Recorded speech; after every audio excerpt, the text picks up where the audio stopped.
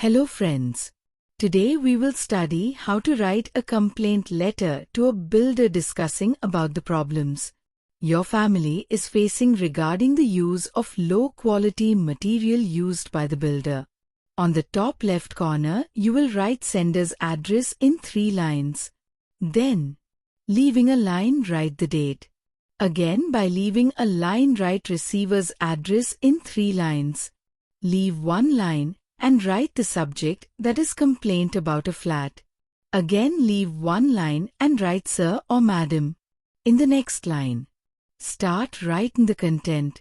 I want to bring to your kind notification that nearly 2 months back I purchased and took possession of the above mentioned property. When you handed over the flat, you advocated its durability stability at the use of high quality material. But to the almost surprise of the family, feeling a lots of problems. On the walls we can see seepage and speedy fall of plaster, also the whitewash has been spoiled. The sanitary fittings are of substandard quality. It looks as if we have been deceived and we have wasted our hard-earned money. Kindly look into the matters and take appropriate actions. Yours truly. Sender's name.